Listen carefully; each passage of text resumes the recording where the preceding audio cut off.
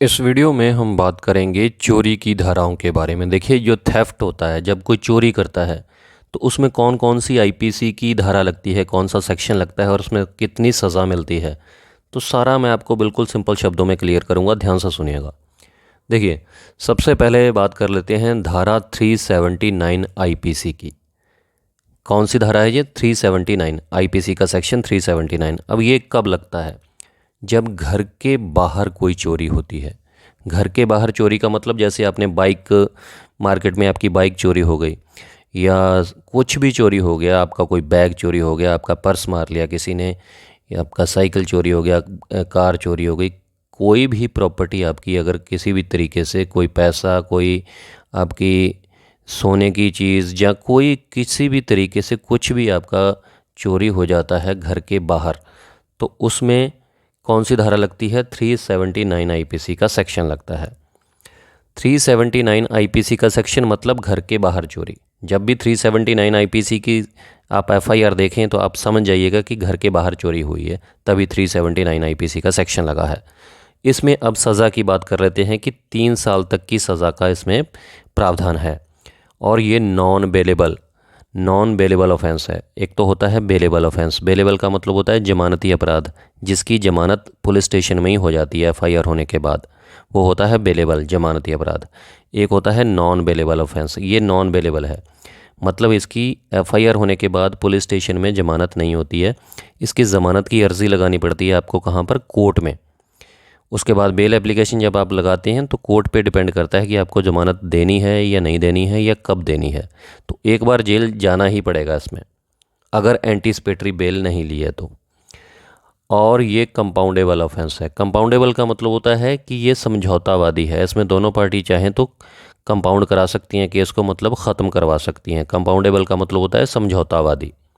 और ये cognizable offence है। कॉग्निजेबल का मतलब होता है कि ये सीरियस ऑफेंस है, मतलब एफआईआर होने के बाद पुलिस किसी नोटिस की ज़रूरत नहीं है पुलिस को, या वारंट की ज़रूरत नहीं है। अपराधी को बिना नोटिस या वारंट के ही पुलिस गिरफ्तार कर लेती है, तो उसको बोला जाता है कॉग्निजेबल ऑफेंस। अब ये तो आपको क्लियर हो गया 379, जब घर के बाहर चोरी हो। अब अगर घर के अंदर चोरी हो तो उसके लिए धारा है 380 आईपीसी का सेक्शन, धारा 380। तो आईपीसी की धारा 380 क्या कहती है कि अगर घर के अंदर चोरी हो, अगर घर के अंदर चोरी हो तो कौन सी धारा लगेगी? 380। घर के बाहर 379 आईपीसी का सेक्शन, और घर के अंदर 380 आईपीसी का सेक्शन। तो जब भी एफआईआर में देखें कि 380 लगी हुई है तो समझ जाइए कि घर के अंदर चोरी हुई है। अब घर इसमें किसको बोला गया है? घर एक तो नॉर्मल जो घर होता है जहाँ पर लोग रहते हैं, या कोई टेंट में भी अगर कोई रह रहा है वहाँ पर चोरी हो गई तो भी 380 लगेगी। इसमें टेंट को भी घर माना गया है। कोई शिप वगैरह है, यहाँ पर कोई रह रहा है तो उसको भी घर माना जाएगा। कोई बिल्डिंग है, चाहे उसका कोई दरवाज़ा है या नहीं है, या कोई गोदाम है, अगर वहाँ पर भी चोरी होती है उसको भी घर ही कहा गया है इसमें आईपीसी में। तो इसमें घर के अंदर चोरी होती है तो 380 आईपीसी का सेक्शन लगेगा। इसमें सज़ा की बात कर लेते हैं। देखिए, 379 के अंदर 3 साल की सज़ा थी, लेकिन 380 के अंदर 7 साल की सज़ा है। इन दोनों में ये फ़र्क है। 380 में 7 साल की सज़ा का प्रावधान है। उसी तरीके से ये गैर जमानती अपराध है, मतलब नॉन बेलेबल ऑफेंस है और नॉन कंपाउंडेबल ऑफेंस है। देखिए, जो 379 था वो कंपाउंडेबल था, मतलब समझौता हो सकता है उसमें अगर दोनों पार्टियां चाहें। लेकिन जो 380 है ये नॉन कंपाउंडेबल है, मतलब इसमें दोनों पार्टियां अगर राज़ीनामा करना भी चाहें तो नहीं कर पाएंगी, केस ख़त्म नहीं होगा, क्योंकि ये नॉन कंपाउंडेबल ऑफेंस है। ये गैर समझौतावादी अपराध है, और ये कॉग्निजेबल भी है, मतलब पुलिस बिना किसी वारंट के गिरफ्तार कर लेगी अपराधी को। तो 379 और 380 आपको क्लियर हो गया। अब बात कर लेते हैं 381 आईपीसी का सेक्शन। अगर आप कोई ऐसी एफआईआर देखें, कोई ऐसा केस देखें जिसमें 381 आईपीसी का सेक्शन लिखा गया है, तो फिर आपको क्या पता चलना चाहिए कि ये कौन सी धारा है और क्यों लगी हुई है।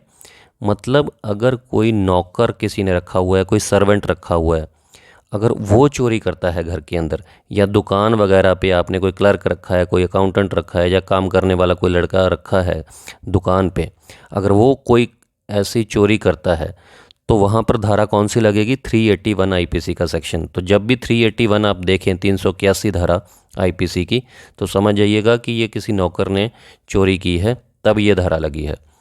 अब इसमें भी 7 साल तक की सज़ा का प्रावधान है। ये भी गैर जमानती मतलब नॉन बेलेबल ऑफेंस है। इसकी जमानत पुलिस स्टेशन में नहीं होती है, कोर्ट में बेल एप्लीकेशन लगानी पड़ती है। ये कंपाउंडेबल है। कंपाउंडेबल का मतलब समझौतावादी है, अगर दोनों पार्टियां चाहें तो समझौता कर सकती हैं, और ये कॉग्निजेबल है। और ये जो तीनों ही आईपीसी के सेक्शन हैं, ये जो जुडिशियल मजिस्ट्रेट होते हैं फर्स्ट क्लास, मतलब जो लोअर कोर्ट्स होती हैं वहाँ पर चलता है। ये सेशन कोर्ट का ट्रायल नहीं है, ये लोअर कोर्ट का ट्रायल है। तो ये धाराएं आपको क्लियर हो गई हैं। एक बार रिकैप कर देता हूँ मैं। 379 आईपीसी का सेक्शन देखें तो आप समझ जाइएगा कि घर के बाहर चोरी हुई है, ये इसमें 3 साल तक की सज़ा है, और ये कंपाउंडेबल है मतलब समझौतावादी है।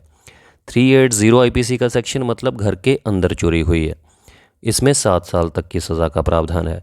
381 आईपीसी का सेक्शन मतलब नौकर के द्वारा चोरी हुई है, सर्वेंट के द्वारा चोरी हुई है, इसमें भी 7 साल तक का प्रावधान है।